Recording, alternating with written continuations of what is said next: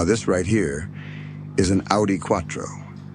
And when this thing showed up in rally racing, every other team looked at it the same way a man looks at his neighbor's dog that can suddenly drive a tractor. Confused, concerned, and a little bit insulted. Because the Quattro had something nobody else did, all-wheel drive, which at the time was basically cheating. See before the Quattro. Rally cars were rear-wheel drive, which means all the power goes to 2 tires. Now that works fine, long as the road is dry. But rally roads are usually gravel, mud, snow, ice, loose rocks, and occasionally an entire Finnish forest. So traction was more of a suggestion. Drivers slid through corners like they were late for court. Then Audi engineers came along and said something that made every mechanic in Europe nervous. They said, "What if we powered all 4 wheels?" Now today that sounds normal.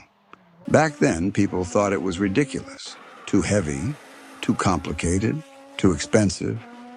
Audi basically said, "Well, all right, then we'll just take all the traction." First time the Quattro ran a rally stage, the other drivers noticed something. They were sliding around looking for grip.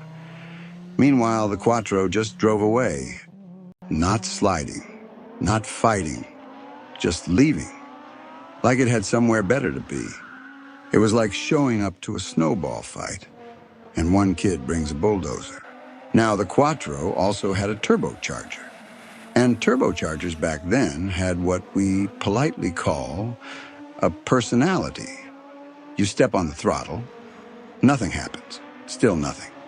You start reconsidering your life choices. Then, suddenly, boom! The car launches forward like it just remembered it left the stove on in another country. Now watch what happens in a corner. Driver turns in, lets the car slide. Then he hits the throttle. And all 4 tires grab the road like a bouncer grabbing a fake ID. And off it goes.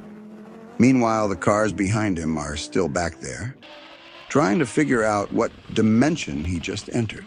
Now rally racing saw this, and instead of calming down, they did the exact opposite. They created Group B, which was basically the automotive equivalent of saying, what if we built race cars, but stopped using common sense? Cars got lighter, way more powerful, and just a little bit terrifying. Engines had about 2 settings: nothing, and hold on to something expensive, and the sound of a Quattro, that 5-cylinder engine screaming, turbo whistling, sometimes flames shooting out the back like the car was celebrating its own bad decisions. You could hear one coming from half a mountain away, usually about 3 seconds before it flew past you sideways, doing 80 miles an hour on gravel. Today, every rally car uses all-wheel drive, because once the Quattro showed up, there was really no going back. Audi didn't just win races. They rewrote the rulebook, walked into rally racing, and flipped the table over like a man who just realized he's been playing poker with cheaters. So that's the Audi Quattro. Fast, loud, and just a little bit unfair. And if you ask the drivers who had to race against it, they'll all tell you the same thing. They weren't racing another car. They were racing a tractor with a rocket strapped to it. And somehow, the tractor kept winning.